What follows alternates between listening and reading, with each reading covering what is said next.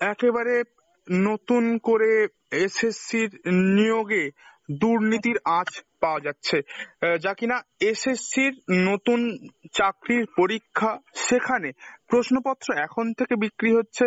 প্রশ্নপত্র আর্থিক লেনদেনের মাধ্যমে প্রশ্নপত্র তাদেরকে দিয়ে দেওয়া হবে, এমনটাও খবর আসছে। বিভিন্ন জেলা থেকে সরব হয়েছেন রাজ্যের বিরোধী দলনেতা শুভেন্দু অধিকারী।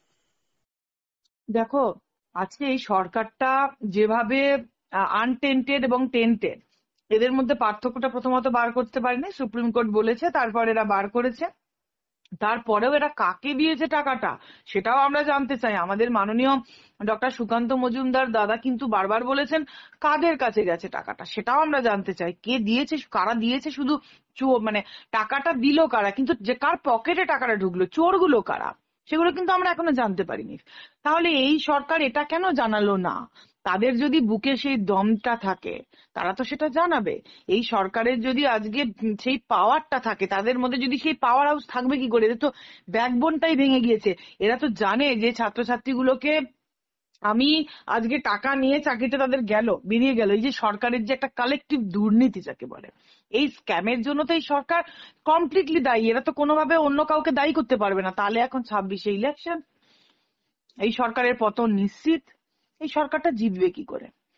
মানুষকে লোভ যদি দেখিয়ে দিদি নতুন করে প্রশ্নপত্র বিক্রি না করলে, মানুষকে লোভ দেখিয়ে প্রশ্নপত্র বিক্রি করে সেই টাকা ইনকাম কাটমানি, তথা কাটমানি ইনকাম হবে, তবে তো এই যে চ্যাংড়া প্যাংড়া এই যে ছোট ছোট যে নেতাগুলো আছে দলীয়, তারা টিকবে তৃণমূলের। এই যে কিছুদিন আগে নাকি পাড়ায় পাড়ায় সমস্যার সমাধান, এখন বন্ধ। দেখুন, নতুন নতুন প্রকল্প, নতুন নতুন নাটক। কিছু লোকের পকেটটা একটু ভরুক, পাশাপাশি কিছু লোক টাকা দিয়ে আবার তাদেরকে এসএসসির চাকরি পাইয়ে দিয়ে 26-এর ইলেকশন কবজা করা ছাড়া। আরে সরকারটার সর্ষের মধ্যে দুর্নীতিতেই তো ভরে গেছে। ছেলেমেয়েরা পরীক্ষা দিয়ে যোগ্যরা চাকরি পেতে পারবে না তো, পাশ করতে পারবে না তো। সরকারের কিছু আছে আর? মানে সম্পদ বলতে কত টাকা ধার বলুন তো, কত টাকা ঋণের জর্জরিত বলুন তো। আপনি যদি ওয়েস্ট বেঙ্গল গভর্নমেন্ট এসে ডেটাটা দেখেন, আজকে মমতা ব্যানার্জি মহাশয়ের আমলে কতটা ঋণটা বেড়েছে, কার থেকে নিয়ে করছে, এই যে ভাতা এটা ওটা, এতগুলো টাকা যারা, সর্বোপরি আমাদের ট্যাক্সের টাকায় ভাতা, এতগুলো টাকা দিয়ে যারা কোটি কোটি টাকার সম্পত্তি করে নিল, বাইরের দেশে পুঞ্জীভূত করলো, অর্থনৈতিক সম্পদটাকে পকেট বাড়লো, চুরি ধরা পড়ার পরে যারা বাইরের দেশে ছুটে পালিয়েও জীবনটা কিন্তু বেঁচে নিতে পারবে। লসটা কার হলো? আপনি আমি কোথায় যাব? পশ্চিমবঙ্গ ছেড়ে নিজেদের ঘর পরিবার, বৃদ্ধ বাবা মা, সন্তান সন্ততি দিদি, ছেড়ে আমরা যেখানে কোথায় যাব? সুপ্রিম কোর্ট, হাইকোর্ট সকলের নজর রয়েছে এই দুর্নীতি, দুর্নীতিযুক্ত যে নিয়োগ প্রক্রিয়া, তার পরবর্তী সময়ে চাকরি বাতিল, এতজন যুবক যুবতীদের তাদের জীবন ভবিষ্যৎ পুরো সঙ্গীন এবং মৃত্যুর মুখে ঠেলে দিয়েছে। তারপর স্বচ্ছ নিয়োগ প্রক্রিয়ার যে বারবার দাবি করা হলো এবং স্বচ্ছ নিয়োগের মাধ্যমে স্বচ্ছ পরীক্ষা প্রক্রিয়ার মাধ্যমে নিয়োগ হবে, এমনটাই বারবার নিশ্চিত করতে চাইছে রাজ্যের সুপ্রিম কোর্ট, রাজ্যের হাইকোর্ট থেকে সুপ্রিম কোর্ট। সেই জায়গায় এখন থেকে যেভাবে দুর্নীতির আঁচ পাওয়া যাচ্ছে, তাহলে এই স্বচ্ছতা সরকার থাকবে কিছু কিভাবে? নিশ্চিত করতে পারবে মনে হয়? যে সরকার নিশ্চিত করতে পারবে সেখানে সুপ্রিম কোর্টের ইন্টারভেনশন লাগবে কেন? সুপ্রিম কোর্ট কি করবে? সুপ্রিম কোর্ট কি এসে এখানে দেখে যাওয়া সম্ভব? এটা তো স্ট্রাকচার বিরোধী। আমাদের তো কনস্টিটিউশনে, আমাদের পলিটিক্যাল সায়েন্সে পরিষ্কার বলাই আছে যে জুডিশিয়ারি এবং অ্যাডমিনিস্ট্রেশন দুটো সেপারেট ভাবে কাজ করবে। তাহলে কিভাবে অ্যাডমিনিস্ট্রেশনের কাজে জুডিশিয়ারি ডাইরেকশন দিয়ে দেবে? সেই ডাইরেকশনটা ফলো হচ্ছে কি না হচ্ছে সেটা জুডিশিয়ারি কি ওখান থেকে নেমে এসে গ্রাসরুট লেভেলে চেক আপ করবে? আর চেক আপটা করার দায়িত্ব কার? পুলিশের, পুলিশ স্টেট। এখানে তো সিবিআইডির কোনো জুরিসডিকশন নেই। পরিষ্কার ভাবে বুঝুন অ্যাডমিনিস্ট্রেটিভ সিস্টেমটা, শিক্ষা দুর্নীতি, এডুকেশনের যে সিস্টেমটা, এখানে অ্যাডমিনিস্ট্রেশন ওয়ার্ক করবে। প্রশ্নপত্র বানাবে এসএসসির দায়িত্ব। এরপরে যদি কোনো দুর্নীতি হয়, কে কে রদটা কে করবে? প্রিমা ফ্যাসি পুলিশ, সিআইডি, সরকারেরই তো অর্গান, বিকৃত অর্গান সরকারের। তাহলে কে সাফার কে করবে? যতদিন না পর্যন্ত এই সরকারটা যাচ্ছে ততদিন পর্যন্ত বিচার প্রহসন, ততদিন পর্যন্ত মেধা প্রহসন, প্রপার ওয়েতে পরীক্ষা নেওয়া এবং সুপ্রিম কোর্টে আবার কন্টেম্পট হবে অর্ডার। এই করে তো generation after generation is being lost, generation after জেনারেশনকে কাটস করা হচ্ছে। We are cuts generation. নষ্ট।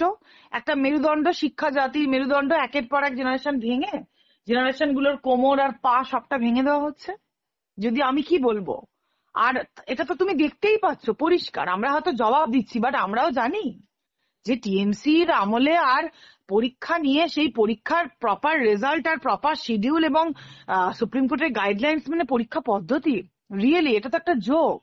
এখানে আমাদের মাননীয় বিরোধী দলনেতা বলছেন, তিনি প্রতিবাদ করছেন, অবশ্যই তার কাজ এটাই, আমাদের বিরোধীদের এটাই কাজ, আমরা করে যাচ্ছি। কিন্তু যতক্ষণ না পর্যন্ত এই মমতা ব্যানার্জি মহাশয় সরকারের পতন হচ্ছে, উচ্ছেদ হচ্ছে, তার জন্য আমাদের বিরোধীদের সঠিক ষড়যন্ত্র নেওয়া এবং প্রপার, আই নট মাস্ট এ ষড়যন্ত্র, বাট ট্যাক্ট, মানে ট্যাক্টফুলি টিট ফর ট্যাট, মানে এই শব্দটা বোধহয় বেশি অ্যাপ্রোপ্রিয়েট।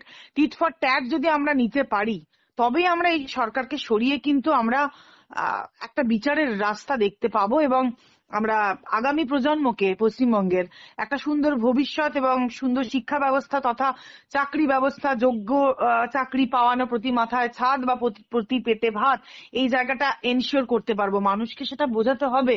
মানুষ যতক্ষণ না পর্যন্ত সেই ভরসার জায়গাটায় যেতে পারছে, মানুষ কিন্তু বিকল্পের জায়গাটা, সেই জায়গাটা মানুষ যতক্ষণ না পাচ্ছে, আমরা সেই জায়গাটা অ্যাচিভ করতে পারবো না। আলটিমেটলি কোন ফ্ল্যাগ হোল্ডার হিসেবে নয়, আমাদেরকে মানুষের কাছে রেমিডিটা বুঝিয়ে দিতে হবে যে আমরা এই রেমিডিটা আহ্বান করছি, আমরা এই মানে পয়েন্টস গুলো এক্সহস্ট করবো আর কি। তো এটা করে আমরা মানুষের উন্নয়ন সাধন, এটা হচ্ছে কথা। এখন আর মানে পশ্চিমবঙ্গের যে অবস্থা, এখন পশ্চিমবঙ্গকে বাঁচানোর জন্য প্রপার ওয়েতে স্ট্র্যাটেজি মেনটেন করে এইভাবে কাজ করতে হবে, সেটা একমাত্র ভারতীয় জনতা পার্টিই করতে পারবে।